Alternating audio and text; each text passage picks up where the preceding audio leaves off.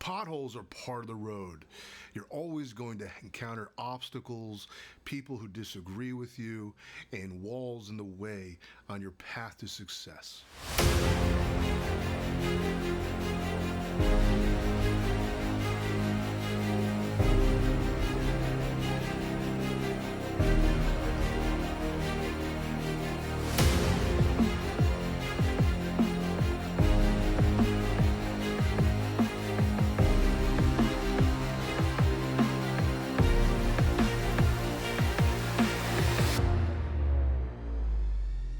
This is Dr. Spencer Coaches. Today I'm going to talk to you about why being nimble, Jack be nimble, Jack be quick, is so important, and being resilient and having mental fortitude is necessary to advancing in your life in any endeavor that you do. Because whenever you embark on a path, you're going to experience obstacles, you're going to experience potholes. And when you give up because life gets hard, because the job gets hard, because the relationship gets hard, the people who get going, people who work hard get going, the people who don't quit. Now, why is that? I'll share with you a story. In chiropractor school, we had 30 to 35 hours of credits, which is 30 to 30, basically 36 hours of school per week. On top, we've got about 40 hours of studying on top of that. We actually have more academic hours than the medical doctors. So I'm not trying to brag or boast. I'm just letting you know how hard it was to make it through. And at a certain point, I thought I met my edge. In fact, I was taking a class. I find myself having a very difficult time in this class called Introduction to Research. And I find myself afterwards failing. And I had to repeat the class. And I was thinking, oh crap, now I have to retake this class. I've got to spend an extra quarter here. I've got to spend more money on housing and whatnot. And this is just going to screw me in the end. Well, wait a second. Well, I can just change. I can lighten my workload. I can spread my workload out another quarter. And then now I don't want to do that, because if God forbid I fail another class and I got to spend an extra quarter, I'm going to take my regular course load and fit this class in. And somehow I'm going to get it done. But how am I going to get it done? It was the first time I ever failed a class. I never failed. I felt like my ego was really bruised. But how am I going to get it done? I got to get it done. I didn't get this far to quit now. So how am I going to do it? I realized I need to create a schedule for myself, a study schedule, a method of studying. I hadn't done that. I just studied at random times when I felt like it. So then I said to myself, I'm going to dedicate every Thursday 4 hours to neurology. And that's how I got through that class. And for my anatomy class, for the lab, we worked on cadavers. I'm looking at these cadaver bodies that are all brown. They're all preserved through formaldehyde. And everything looks the same. How am I going to know what's the difference between a nerve, a vein, and artery? They all look the same. And somehow I figured out that if I study 30 minutes before the test, all the information sinks in. And how am I going to remember all this? Well, I was an architect major. I think in 3 dimensions. What if I think in 3 dimensions in the Cartesian plane, where everything is in relation to another? This spinal accessory nerve is superior to this nerve, and it's posterior or inferior or lateral or medial. I started thinking in terms of the Cartesian plane, and somehow my mind was able to remember that. I developed study habits and methods of memorization, and I developed a discipline of studying. And that's how I got through chiropractor school. And in the end, I realized, wow, this creating of a study discipline, in a very specific discipline, not just times, but methods of studying, is what got me through. Well, what if I apply that to whole life? What if I manage my time and do methods? Fast forward to after graduation, I got a job with a really great chiropractor who was a business coach, and he put me in charge of marketing. I'm not a marketer. I had no idea how to market. I had to do these spinal screening booths. So I find myself being asked to do these spinal screening booths at these farmers markets, and I find myself going, wow, I graduated school so I can run health information booths for another chiropractor. This is not what I wanted to do, but crap, I got to spend all my Saturdays, every one weeknight a week, sometimes all weekends. Well, wait a second.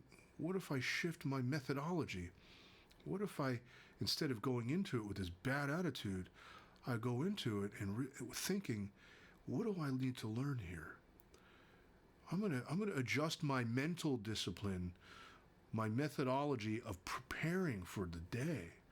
Instead of dreading it, I began to actually consciously think to myself, here I am finding myself, I am getting paid to talk to people. Yeah, it's not so bad. How else am I going to spend my evening or my weekend? I get to talk and meet new people. Hey, fantastic. And suddenly my attitude changed simply by shifting my outlook. So instead of resisting this challenge, I embraced it. And marketing became a key aspect to master. Connecting with people, bonding with people, connecting and closing with people was a real skill development that I learned from that.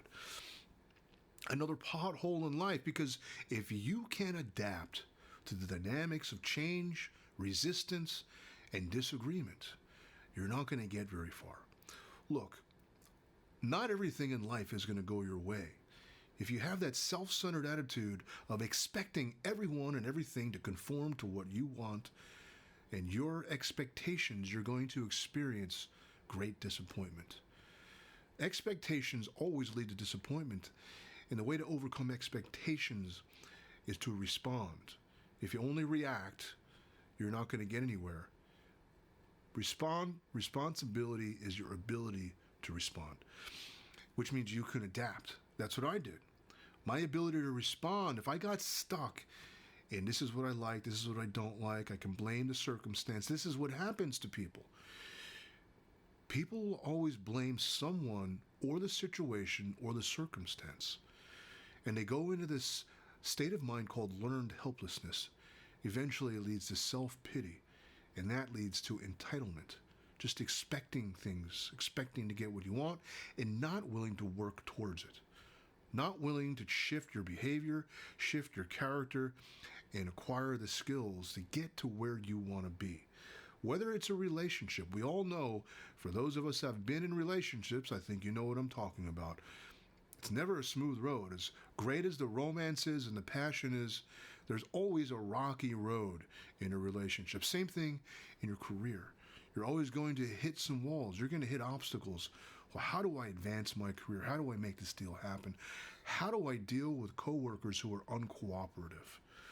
Not everything is going to go your way in life. And the key thing here is to understand resilience and grit.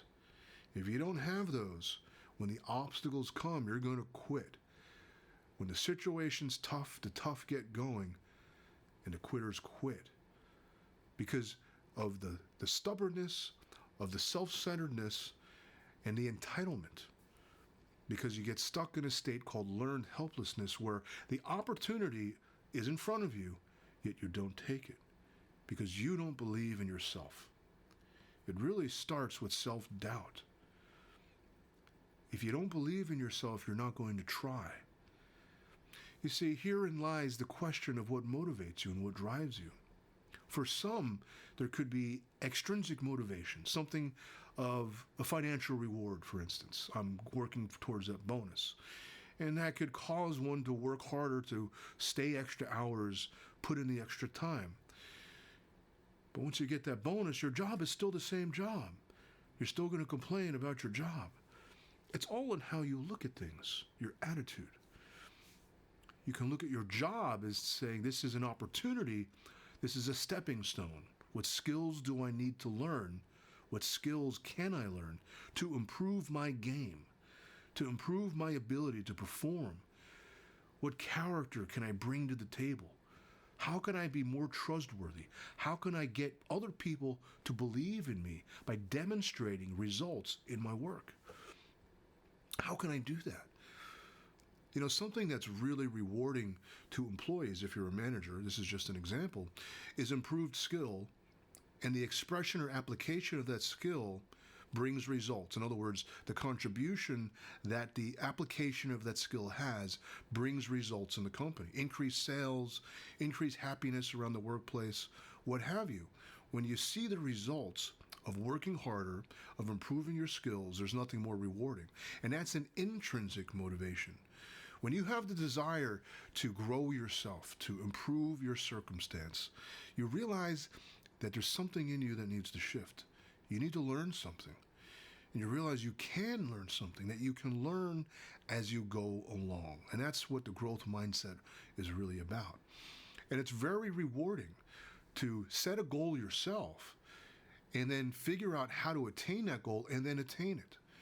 That's very rewarding for employees. And it's rewarding in your own personal life to set a goal.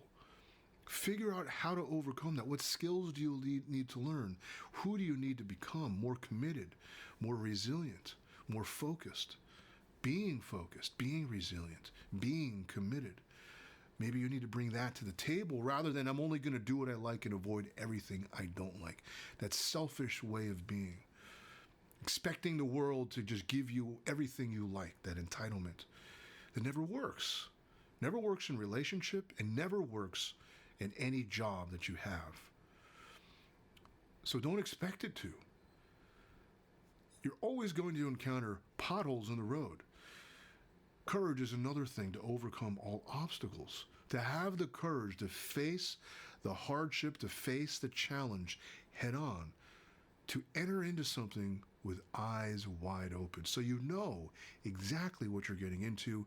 You know that you can read the circumstance.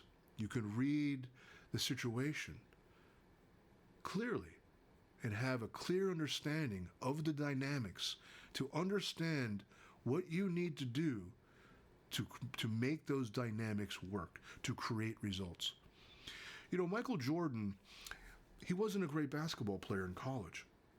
He was mediocre at best. And what he did during college after the games is he would stay 4 hours after every game. Even during practice, he would stay hours after the team practice, and he would practice free throws. He would practice three-pointers. He would practice layups. He would practice dribbling skills on his own to perfect his game. He dedicated that time to improve his game, to improve his abilities. That's what made him the superstar that he is. Nothing happens overnight. You can't just expect things to happen. Great expectations lead to great disappointments. The biggest cause of upset are unmet expectations. Maybe you need to learn how to communicate, to negotiate. There's something that you can learn, you're capable of learning, because you've gotten this far. And it's very rewarding to learn something, apply it, and succeed, and create a result in your life. Whether it's in your job, whether it's in a relationship, whether it's in personal growth. Potholes are always going to be in the road. How you deal with them is determined by how you look at them. And how you look at them is determined by how you feel and think about yourself. The more you believe in yourself, the more you look at challenges, or problems I should say, not as a problem, but as a challenge. And the more willing the more willing you are to accept a challenge, the more courage you're going to have. And as you develop the courage, you develop enough stability in your mind to see things clearly. And when you can see things clearly, because you're not emotionally reacting, you can comprehend the landscape and make better choices. Choices that are a state of responding rather than a state of reacting. And you learn as you go. Not all choices are going to lead to positive outcomes, so you adapt your choices, you experiment, you try this and try that. That's how you overcome obstacles. You know, you can toughen yourself up, which is a good idea. Develop that mental grit. Become a truck and hit those potholes and not worry about it. Become nimble. Drive around them. But don't let them stop you in your life, because no matter what avenue you walk, you're always going to encounter potholes in the road. If you have any questions, go ahead and leave a comment below. This is Dr. Spencer Coaches. Don't forget to like, share, and subscribe to this podcast. Thank you so much for listening.